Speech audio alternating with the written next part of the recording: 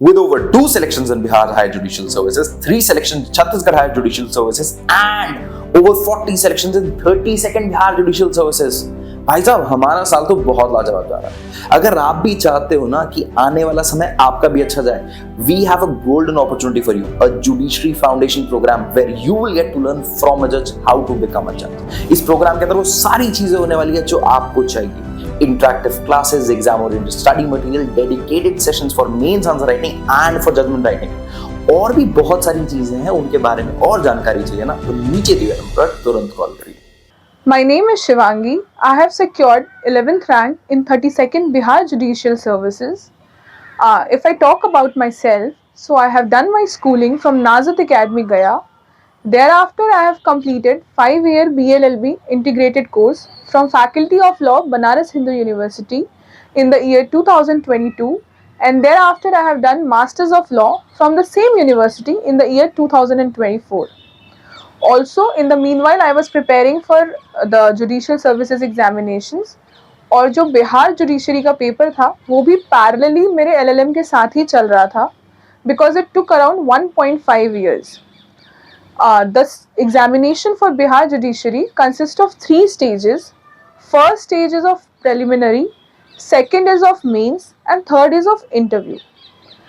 So I have not taken proper coaching from anywhere, though I have referred the resources, the online as well as the offline resources of different coaching institutes, and also referred to various materials which are available online, either on YouTube or on Google. तो सबसे पहले मैं आपको ये बताना चाहूँगी कि मैंने भी प्रिपरेशन बिना किसी प्रॉपर कोचिंग के ही करी है और आप भी कर सकते हैं। आपको बस कुछ सोर्सेज रेफ़र करने होंगे जो मैं डिटेल में इस वीडियो में बताऊँगी। और मैं साथ साथ ये भी कहना चाहूँगी कि अपार्ट फ्रॉम दिस हर किसी की लाइफ में कोई ना कोई स्ट्रगल होता है। कुछ की लाइफ में फाइनेंशियल होता है, कुछ की लाइफ में पर्सनल होता है। तो I also had my struggles, my part of struggles. तो इसके कारण just because you can not have an access to certain coaching because of any contingency, आपको ये नहीं लगना चाहिए that you won't be able to compete with people who are having resources from different institutions. आपको जो available resources हैं उसका optimum utilisation करना चाहिए and it will definitely fetch you results. So first let's talk about prelims. तो जो prelims examination होता है वो MCQ फॉर्म में होता है और उसमें 2 पेपर होते हैं। First paper consist of general knowledge and general science and second paper consist of law. So let's talk about the first paper. Also Bihar में प्रीलिम्स में नेगेटिव मार्किंग नहीं होती है, so you should definitely attempt all the questions. तो जो पहला paper होता है GK और साइंस का, उसमें current affairs as well as static दोनों होता है। तो स्टैटिक के लिए मैंने लूसेंट फॉलो करा था बहुत religiously and I think examination culminate होते होते तक मैंने लूसेंट लगभग 15 से 20 बार पढ़ा होगा पूरी तरीके से। ऑल्सो मैंने घटना चक्र हिस्ट्री का भी थोड़ा फॉलो करा था एंड इसके साथ साथ करंट अफेयर्स के लिए मैं 2 मैगजीन्स रेफर करती थी। One is speedy and the other one is the one from दृष्टि। थोड़ा बहुत मैंने प्रतियोगिता दर्पण भी रेफर करा था। और जो लीगल करंट अफेयर्स होते हैं उसके लिए मैं लाइव लॉ बहुत रिलीजियसली फॉलो करती थी हर दिन। और अगर मैं साइंस की बात करूं तो साइंस के लिए मैंने लूसेंट पढ़ा था और साथ ही साथ उपकार पब्लिकेशन की एक जनरल साइंस की बुक आती है, मैंने उसको भी रेफर करा था। इसके अलावा लॉ फाइटर एक पब्लिकेशन है जो कि Bihar judiciary as well as Bihar APO की previous year solved as well as unsolved एक बुक पब्लिश करता है और इसमें मेंस के भी सॉल्व्ड और अनसॉल्व्ड क्वेश्चंस होते हैं और प्री के भी होते हैं। तो मैंने लॉ फाइटर भी रेफर करा था। इसके अलावा मैं न्यूज़पेपर्स पढ़ती थी ताकि मैं इंडिया और वर्ल्ड में क्या हो रहा है उसके लिए अवेयर रहूं। न्यूज़पेपर पढ़ने का एक और फ़ायदा ये है कि मेंस में आपको एक क्वालिफाइंग पेपर होता है लैंग्वेज का which consist of English and Hindi. इसमें ऐसे राइटिंग वगैरह ट्रांसलेशन वगैरह होती है। तो if you are daily reader of newspaper तो आपको हिंदी और इंग्लिश दोनों ही ऐसे राइटिंग में भी काफ़ी हेल्प मिल जाएगी। तो ये मेरी स्ट्रैटेजी थी प्रीलिम्स में GK और साइंस के लिए। इसके अलावा लॉ के लिए मैं आपको बताती हूँ, क्योंकि बिहार में जो प्रीलिम्स का लॉ का सिलेबस है वो थोड़ा वास्ट हो जाता है, बिकॉज काफ़ी अनकन्वेंशनल लॉज भी बिहार के सिलेबस में हैं, जैसे small causes court, commercial laws, arbitration and conciliation act, administrative law. तो इन सब के कारण क्या होता है कि हमारा जो प्रीलिम्स का लॉ का सिलेबस है वो काफ़ी बढ़ जाता है, क्योंकि ये और किसी स्टेट्स में जनरली आती नहीं है। तो इसके लिए आपको एक रिवर्स स्ट्रैटेजी अपनानी चाहिए, which worked for me. And reverse strategy का मतलब ये होता है कि किसी भी एग्जाम की प्रिपरेशन आप स्ट्रैटेजिकली स्टार्ट करने के पहले आप उसके प्रीवियस ईयर क्वेश्चंस का एक थरो एनालिसिस करें, जो कि मैंने करा था प्री और मेंस दोनों ही स्टेज में। तो इस एनालिसिस के बाद मैंने 3 सेग्रीगेशन किया था क्वेश्चन के टाइप्स का। The first segregation talked about questions which were the most important and the most prominent topics. Second was of questions which were of importance but not as important as the first category. और जो तीसरी category थी, it consists of questions which were not that important. तो आप इस हिसाब से topics को आप सेग्रीगेट कर सकते हैं, और साथ ही साथ आप अपने टाइम का जो डिस्ट्रीब्यूशन है वो भी जुडिशियसली उसी हिसाब से करें। बिकॉज आप अगर आप हार्डवर्क से सब कुछ नहीं होता, आपको हार्डवर्क के साथ थोड़ा स्मार्ट वर्क भी करना होगा। So if you follow the reverse strategy, it will definitely give you a lot of brownie points and it will definitely give you better results in a short span of time. तो law के लिए मैंने सिंघल्स की एक book आती है MCQ की, वो करा था प्रीलिम्स के लिए, काफ़ी अच्छे से सॉल्व करा था। और एक यूनिवर्सल की भी पीवाईक्यू की बुक आती है, मैंने वो भी सॉल्व करा था। तो नॉट जस्ट बिहार की आप पीवाईक्यू प्रीलिम्स के सॉल्व कीजिए, बल्कि आप दूसरे स्टेट्स के भी सॉल्व कीजिए, because the more you practice the more command you have on the paper. तो आप ज़्यादा से ज़्यादा एमसीक्यू प्रैक्टिस करिए, बिकॉज प्रैक्टिस से ही परफेक्शन आता है, and prelims is all about accuracy. Second, prelims में एक ऑप्शन एलिमिनेशन स्ट्रैटेजी भी होती है कि अगर आप किसी क्वेश्चन में डाइसी हैं या अनश्योर हैं, तो आप ऑप्शंस देख सकते हैं and you can follow the option elimination rule and reach the answer. तो ये मैंने फॉलो करा था लॉ के लिए प्रीलिम्स में। इसके साथ ही साथ एक परीक्षा मंथन की एक रेडी रिकॉर्नर करके बुक आती है, जिसमें कि बहुत पॉइंटर्स में अलग अलग लॉज के जो मेन पॉइंट्स हैं वो पॉइंटर्स में होते हैं। तो वो मैंने लास्ट मोमेंट रिविजन के लिए फॉलो करा था प्रीलिम्स में। उसके बाद अगर मैं मेंस की बात करूं, तो मेंस में बिहार में एक पेपर जीके का होता है, सेकंड पेपर साइंस का होता है, third paper is of language which I talked about English and Hindi which is only qualifying in nature. उसके अलावा लॉ में आपके पास 3 पेपर वैसे होते हैं जो आप कॉम्बिनेशन अपनी चॉइस बनाते हैं, अपनी चॉइस से आप 3 कॉम्बिनेशन ऑप्ट करते हैं। और एक प्रोसीजरल का जो पेपर होता है that is mandatory in nature, which consist of the procedural laws, small causes court act, as well as arbitration and conciliation act. तो बिहार के पेपर में एक सबसे बड़ा कैच ये है कि जो प्रोसीजरल लॉ का पेपर होता है उसमें सारे लॉज का वेटेज इक्वल नहीं होता है, unlike other states. For example, जो सीआरपीसी का वेटेज होता है वो सीपीसी और एविडेंस से कम होता है, because CRPC में you only have to attempt 1 question and in evidence and CPC you have to attempt 2 questions each. तो आप अपनी प्रिपरेशन भी उसी हिसाब से करें, आप अपना टाइम भी उसी हिसाब से डिवोट करें कि किस सब्जेक्ट की कितनी रिक्वायरमेंट है। इसके बाद जो 5 पेपर्स होते हैं बिहार में, it consist of commercial law, constitutional law and administrative law, family law, transfer of property act, SRA equity and trust, and last one is contract and torts. तो जो मेरी चॉइस ऑफ कॉम्बिनेशन थी, it was constitution and administrative law, contract torts, transfer of property act, specific relief act, equity and trust. Also मैं यहाँ पे एक myth bust करना चाहूँगी कि बहुत लोगों का ये क्वेश्चन रहा है मेरे से कि मैम इस कॉम्बिनेशन में ज़्यादा मार्क्स मिलते हैं और इस कॉम्बिनेशन में ज़्यादा मार्क्स नहीं मिलते हैं। तो let me clear this bubble कि ऐसा कुछ नहीं होता है। आप जिस भी कॉम्बिनेशन में, जिस भी सब्जेक्ट में सबसे ज़्यादा कंफर्टेबल है, जिस भी सब्जेक्ट पे आपका सबसे ज़्यादा ग्रास्प है, होल्ड है, आप प्लीज़ वो सब्जेक्ट कॉम्बिनेशन चूज करें, because eventually you will be the one who will have to face the examination. और उस एग्जामिनेशन के प्रेशर में आपको आप वही सब्जेक्ट सबसे अच्छे से अटेम्प्ट कर पाएंगे जिसमें आपकी सबसे ज़्यादा कॉन्सेप्चुअल क्लैरिटी है।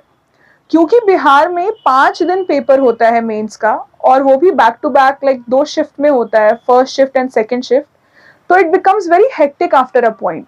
Also you get mentally and physically drained.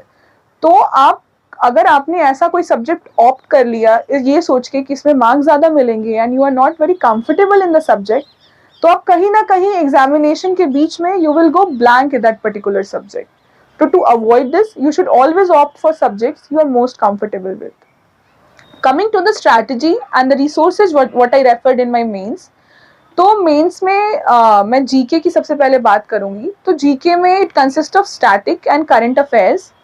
क्योंकि बिहार में करंट अफेयर्स थोड़े सिग्निफिकेंट हो जाते हैं, तो आप previous year, as I said, previous year को बहुत डिलिजेंटली एनालाइज करें, तो you will get to know कि स्टैटिक में भी किन पोर्शन से सबसे ज़्यादा क्वेश्चंस आ रहे हैं। जैसे कि जो लूसेंट का मिसलेनियस का पार्ट होता है, it is of great importance in Bihar mains for GK static. Also अगर हम करंट अफेयर्स की बात करें तो कुछ टॉपिक्स होते हैं which are of great important, जैसे कि गवर्नर्स, सीएम के नाम हो गए। तो ये आपको तभी पता चलेगा अगर आप प्रीवियस ईयर पेपर्स एनालाइज करोगे। जो मैंने लॉ फाइटर बोली, लॉ फाइटर की जो मेंस की सॉल्व आती है, आप वो भी जीके और साइंस का देखें, आपको उससे भी पता चलेगा। लूसेंट आप बहुत रिलीजियसली फॉलो करें। इसके साथ ही साथ आप ज्योग्राफी और हिस्ट्री के लिए घटना चक्र फॉलो करें, और जनरल साइंस के लिए एक उपकार पब्लिकेशन की बुक आती है, आप वो भी फॉलो करें। करंट अफेयर्स के लिए आप प्रतियोगिता दर्पण, स्पीडी और दृष्टि फॉलो कर सकते हैं, और लीगल करंट अफेयर्स के लिए आप लाइव लॉ और न्यूज़पेपर फॉलो करें। इसके अलावा कई कोचिंग्स अपनी यूट्यूब पे वीडियोस भी डालती हैं legal current affairs and current affairs को लेकर के, जैसे कि एलेक, टारगेट फॉर आईक्यू। तो मैंने इनको भी यूज़ करा था और रेफ़र करा था। साथ ही साथ गूगल पे कुछ कोचिंग्स की कंपेंडियम भी आती हैं करंट अफेयर्स को लेकर के, तो मैंने वो भी फॉलो करा था। और जीके टुडे में ना, जीके टुडे में रोज़ क्वेश्चंस आते हैं कुछ उस पर्टिकुलर दिन के करंट अफेयर्स को लेकर के, तो सोते वक्त मैं एक बार जीके टुडे भी देख लिया करती थी। इसके बाद साइंस में अगर मैं बोलूं तो साइंस में उपकार और लूसेंट मैंने फॉलो करा था, और लॉ फाइटर। और साइंस में सबसे इम्पोर्टेंट चीज़ ये होती है कि साइंस का paper is only of 100 marks and you get 3 hours to solve the paper. तो साइंस में आपके पास काफ़ी टाइम होता है, तो you should use it judiciously and to your advantage. इसके लिए आई सजेस्ट कि साइंस के पेपर में आप डायग्राम्स ज़रूर बनाएं, बिकॉज डायग्राम्स से क्या होता है कि examiner will get to know that बच्चे को एक नेक्स्ट लेवल अंडरस्टैंडिंग है इस सब्जेक्ट की, if you represent it in a visual manner. Also उसमें आप साइंस में ये भी कर सकते हैं कि सबसे पहले आप उसमें लिखिए what is the principle, what is the scientific principle behind that phenomena, how is that principle applied to the given fact, and what is the outcome, और इसको आप डायग्रामेटिकली रिप्रेजेंट करें। तो this will fetch you a lot of brownie points in the science paper. With over 2 selections in Bihar Higher Judicial Services, 3 selections in Chhattisgarh Higher Judicial Services, and over 40 selections in 32nd Bihar Judicial Services. भाई साहब, हमारा साल तो बहुत लाजवाब जा रहा है। अगर आप भी चाहते हो ना कि आने वाला समय आपका भी अच्छा जाए, we have a golden opportunity for you, a Judiciary Foundation program where you will get to learn from a judge how to become a judge. इस प्रोग्राम के अंदर वो सारी चीजें होने वाली है जो आपको चाहिए। Interactive classes, exam-oriented study material, dedicated sessions for mains answer writing and for judgment writing, और भी बहुत सारी चीजें हैं। उनके बारे में और जानकारी चाहिए ना, तो नीचे दिए नंबर पर तुरंत कॉल करिए। इसके अलावा मैं ये भी बोलना चाहूँगी कि कई बार आप टैबुलर फॉर्म भी यूज़ कर सकते हैं साइंस में, तो ये भी काफ़ी बेनिफिशियल होगा। Now coming to the language paper, तो as I said language paper is only qualifying in mains.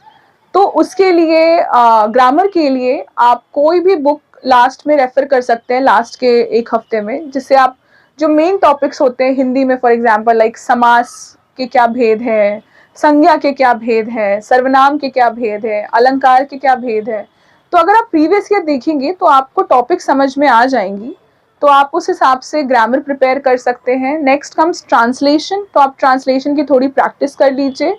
Then comes ऐसे राइटिंग, इसके लिए आप थोड़े बहुत बुक्स देख लीजिए जो ऐसे के कोई भी नॉर्मल बुक्स आती हैं, और आप न्यूज़पेपर देखते रहिए, ताकि जो कंटेम्प्रेरी टॉपिक्स होती हैं या कंटेम्प्रेरी इश्यूज होते हैं जिस पे मोस्टली एसेज आते हैं, so you can deal with that. Also Bihar में कई बार बिहार स्पेसिफिक भी कुछ टॉपिक्स आते हैं एसेज में, तो आप वो भी देख लीजिए, जैसे mythological and historical significance of Bihar, या फिर why is Kosi river occurs for Bihar. तो ऐसे टॉपिक्स भी आप बिहार स्पेसिफिक कुछ देख लीजिए। इसके अलावा अब मैं अगर लॉ की बात करूं, तो लॉ में सबसे पहले तो मेरे जो रिसोर्सेज थे लॉ के लिए, मेंस के लिए, वो परीक्षा मंथन की एक वॉल्यूम आती है 3 पार्ट्स में मेंस की, मैंने वो बहुत अच्छे से करा था। और along with this I have also referred to the series of question answer subject wise books जो कि परीक्षा मंथन की होती हैं क्वेश्चन आंसर फॉर्म में, वो भी मैंने रेफर करा था। और साथ ही साथ किशोर प्रसाद सर का एक मटेरियल है अलग अलग सब्जेक्ट्स का, वो भी मैंने रेफर करा था। एंड मैंने थोड़े बहुत एलेक के नोट्स रेफर करे थे। इसके अलावा मेरे प्रोफेसर्स के कॉलेज के नोट्स भी मैंने कुछ देखे थे। और मैं आपको एक सजेशन देना चाहूँगी कि आप अपने सोर्सेज को बहुत ज़्यादा डाइवर्सिफाई ना करें, बल्कि आप कम सोर्सेज रखें और उसको न्यूमरस बार रिवाइज करें, instead of having an number of sources and revising it only once. Because eventually ये पेपर जो होता है बिहार का वो काफ़ी लंबा होता है, because it last for 5 days back to back. You have to give papers in the morning as well as the evening. तो उस मोमेंट पे लास्ट में 5th डे तक आते आते ये सिचुएशन होती है that you can only present वो कंटेंट इन पेपर जो आपके दिमाग में बहुत फर्मली एम्बेडेड है। और कोई भी कंटेंट आपके दिमाग में फर्मली तभी एम्बेड होता है जब वो कई बार आपकी नज़रों से गुजरा हो। तो मैंने अपने रिसोर्सेज बहुत कम रखे थे जैसा मैंने अभी बताया, पर मैंने उनको कई बार रिवाइज करा था। तो लास्ट में तो ऐसा हो गया था कि I had visual memory of my notes, of my resources, क्योंकि मैंने एक ही पेज को इतनी बार गो थ्रू करा था। Also bare acts are the heart and soul for any judiciary examination. तो आप बेयर एक्ट्स को तो बहुत बहुत अच्छे से पढ़े फॉर ऑल द 3 stages।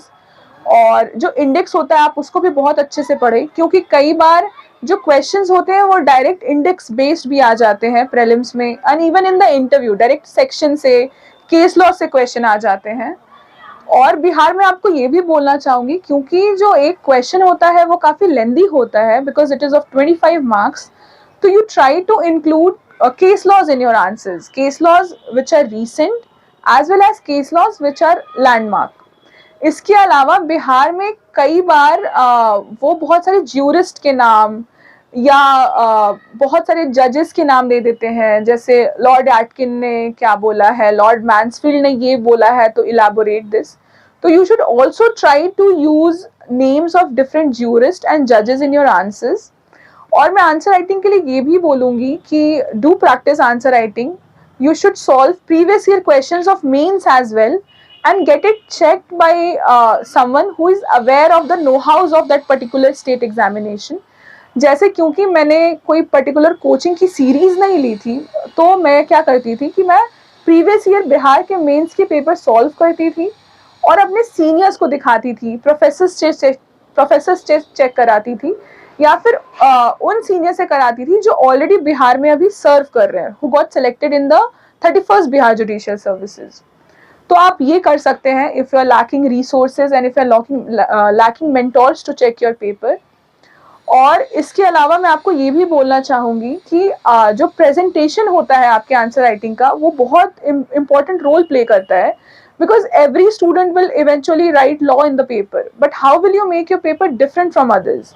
तो वो दूसरों से अलग तभी होगा अगर आपका पेपर का जो प्रेजेंटेशन है वो थोड़ा अलग है। For example, you can highlight the important keywords, you can underline the case laws, you can make boxes if you are citing some name of some judge or if you are citing some jurist। also इसके साथ साथ मैंने ये ensure करा था कि मैं हर question में इंट्रोडक्शन और कंक्लूजन मैंडेटरीली डालूं, और साथ ही साथ मैंने अपने आंसर को डिफरेंट हेडिंग्स और सब हेडिंग्स में तोड़ तोड़ के रखा था। इसके साथ ही साथ मैंने टैबुलर फॉर्म यूज करा था अपने आंसर्स में, and I also opted for presenting my answers in form of charts, in form of layouts etcetera. तो आप ये कर सकते हैं। मेंस के लिए आपकी स्पीड भी अच्छी होनी चाहिए, बिकॉज जो पेपर होता है वो 150 मार्क्स का होता है, in which you have to answer 6 questions which are of 25 marks each. तो अगर आपके पास स्पीड नहीं होगी तो you won't be able to complete the paper. And मैं आपको इसके साथ साथ एक और सजेशन ये भी देना चाहूँगी दैट आप ये ज़रूर इंश्योर करें कि आप हर सब्जेक्ट में पूरा पेपर कंप्लीट करें, because if you are unable to complete your paper so it will become very fatal for you in the results. और मैं एक सजेशन और ये भी देना चाहूँगी कि आप हर क्वेश्चन को इक्वल इम्पोर्टेंस दें. ऐसा नहीं कि आपने पहला और दूसरा क्वेश्चन बहुत साफ हैंड राइटिंग में लिखा, बहुत अच्छे से लिखा, बहुत प्रॉपर तरीके से, और लास्ट के 3 आपके कंप्लीट नहीं हो पाए because of lack of time. तो you should avoid doing this. आप सारे क्वेश्चंस को इक्वल इंपॉर्टेंस दीजिए, सारे क्वेश्चंस को कंप्लीट करिए and please do complete your paper. ये थी मेरी स्ट्रैटेजी मेंस के लिए. इसके बाद let's come to the third stage which is the interview stage. तो इंटरव्यू स्टेज के लिए मैंने क्या करा था, कुछ कोचिंग्स के फ्री मॉक्स थे, जैसे target for IQ, ambition, in coachings के फ्री मॉक्स आ रहे थे. तो मैंने इनके फ्री मॉक्स दिए थे for having first hand experience of the interview. और ये बहुत बेनिफिशियल भी थे बिकॉज कुछ जैसे टारगेट फॉर आईक्यू का जो मॉक था उसमें it was very close to the real time experience of my interview. और उसमें जो पैनल मेंबर्स भी थे they were also 5 in number and reality में भी 5 पैनल मेंबर्स थे. तो आप ये फ्री मॉक्स जो हो, अगर आपके पास रिसोर्सेज नहीं भी हो तो do opt for this free मॉक्स.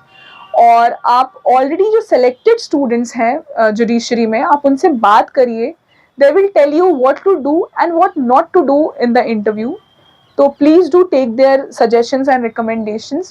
इसके अलावा इंटरव्यू के लिए आप लास्ट में बैराक के इंडेक्स को एक बार ब्रश अप कर लीजिए. आपने जो नोट्स बनाए होंगे अपने प्री और मेंस में, the very crisp and the precise notes जो आपके होंगे वो आप एक बार ब्रश अप कर लीजिए. और आप उसको पॉइंटर्स में याद करिए, बिकॉज पॉइंटर्स में लिखना भी इजी होता है और पॉइंटर्स में याद करना भी इजी होता है. तो you should always opt for writing as well as memorising your answers in pointers rather than in paragraph form. इसके बाद इंटरव्यू के लिए मैं आपको ये बोलूँगी कि आपको कुछ चीज़ों का इंटरव्यू में ध्यान रखना होता है, जैसे कि your attire, it should be very neat and clean, decent and formal. Second, आपका body language and posture. Your body language should reflect that you are calm, you are composed, you are confident. और ये हो गए dos. और मैं अगर don'ts की बात करूँ तो इंटरव्यू के डोंट्स ये हैं कि you should never ever and up having an argument with the panel. You should never be arrogant, you should never sound arrogant throughout your interview. You should sound very confident, humble, polite. और interview में कुछ भी out of the box नहीं पूछा जाता है. Interview में आपसे बहुत बेसिक क्वेश्चंस ही पूछे जाते हैं. पैनल आपसे बहुत कंसेप्चुअल अंडरस्टैंडिंग के क्वेश्चंस ही पूछता है which are very basic in nature, because eventually they know कि आप 2 स्टेज क्लियर करके आए हैं. तो it is more of a personality test. तो अगर आपको कोई आंसर नहीं भी आता है तो you should very humbly tell it honestly to the panel. That dear respected panel members, I am not unable to recall this provision, but I will surely go and read about this, because इससे ये दिखता है that you have an optimistic approach towards that, and it also shows that you have not lost your composure over there. तो ये बहुत important होता है एक जज के लिए, what they are looking for. इसके अलावा कई बार जो पैनल होता है वो आपको थोड़ा कंफ्यूज भी करना चाहता है that are you sure that you have read this, इसका आंसर ये नहीं होगा, यही होगा. तो इन दैट केस भी आपको बहुत पोलाइटली रिस्पॉन्ड करना है कि yes sir, as far as I remember in my limited knowledge this is what I have read, but I may be wrong and I will go and read about it. ये भी आपका एक optimistic approach showcase करता है. इसके अलावा आपको घबराना नहीं है. अगर आप किसी आंसर के लिए अनश्योर हैं तो आप बोल सकते हैं sir in my if you allow me to give my opinion on this question, so in my limited knowledge, या this is what my prudence says. ऐसे करके आप अपनी बात को रख सकते हैं. Because panel is there for selecting you, it is not sitting there for rejecting you, and the panel is very cooperative in nature. तो आप अपना इंटरव्यू ऐसे, और इंटरव्यू में एक चीज़ और बहुत इंपॉर्टेंट है कि अगर आप थोड़ा लाइव लॉ फॉलो करें और रिसेंट क्या अमेंडमेंट्स, क्या लॉज, बिल्स, जजमेंट्स क्या आ रही हैं लॉ की फील्ड में, लॉ के डोमेन में, आप उससे वेल वर्स्ड रहिए. Because the interview panel consists of a high court judge, an honorable high court judge himself, and they are very well versed with what is going on around India and the globe in the legal domain. तो वो आपसे ये expect करते हैं, तो you should be well versed about the legal happenings अपने interview के time पे, और साथ ही साथ you should have your composer, you should be extremely honest, you should be brutally honest. तो ये मेरी स्ट्रैटेजी थी पूरे प्रोसेस की, बिहार जुडिशरी की. और ये मैं आपको ये भी बताना चाहती हूँ कि इवन इफ आपके लाइफ में कुछ भी अप्स एंड डाउन्स या स्ट्रगल चल रहे हैं, you should be patient, you should not go into self doubt. आपको कॉन्फिडेंस होना चाहिए, ट्रस्ट होना चाहिए अपनी हार्डवर्क के ऊपर, अपने नॉलेज एंड डेडिकेशन के ऊपर. और इवन इफ आपके पास बहुत ज़्यादा रिसोर्सेज नहीं है, तब भी आप जो अवेलेबल रिसोर्सेज है, you should use it to the maximum. और आप ऑनलाइन ऑफलाइन रिसोर्सेज यूज़ करके और ऑलरेडी सेलेक्टेड स्टूडेंट्स के हेल्प ले करके, अपने प्रोफेसर सीनियर्स का हेल्प ले करके, you can definitely excel in this examination. So this was my strategy for the Bihar Judiciary examinations. Thank you.